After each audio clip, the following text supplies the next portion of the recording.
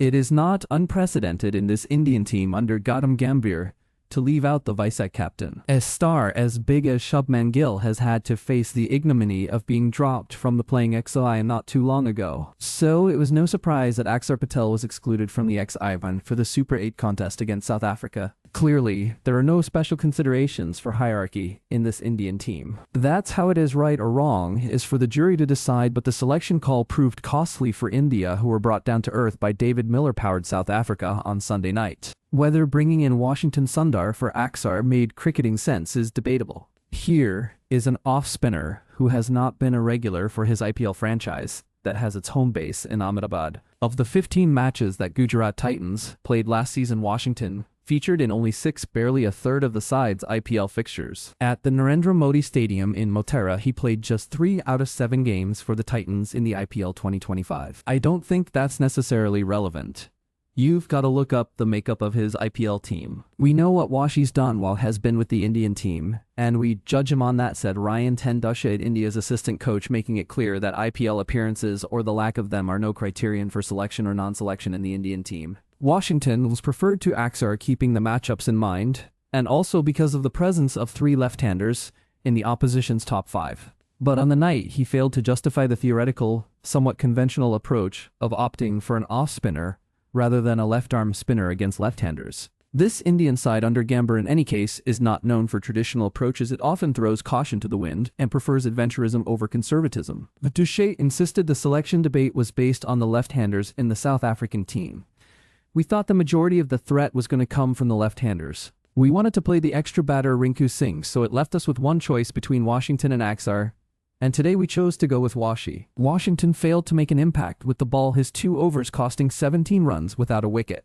But what hurt India badly was the failure of the 5th bowling option. The Washington Dube combined leaked 49 runs in 4 overs for just 1 wicket. On a night when the main spinner Varun Chakravarti was having an off day, some support from the other spinner would have helped India's cause. Washington failed to provide that much needed backing, something Axar is known for.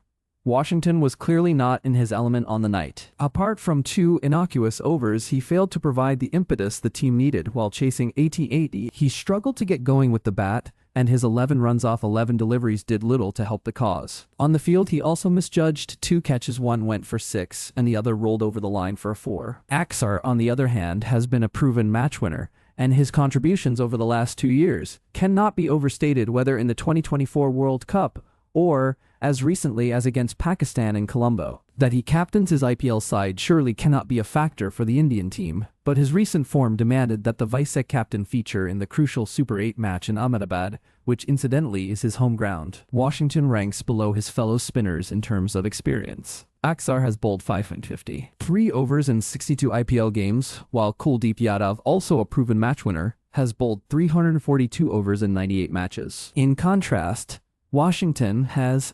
186, 3 overs in 66 games. And one reason he is not regularly picked in the Gujarat Titans X11th, it is said, is the absence of a Dusra in his repertoire. As Dushait says, IPL appearances are not a factor, but experience should count for something. Besides, both Axar and Kuldeep played in the last World Cup. If Washington is still preferred ahead of them, it is because the team management values his batting highly. He bats at number 3 in Test here. He was sent in at no. 5.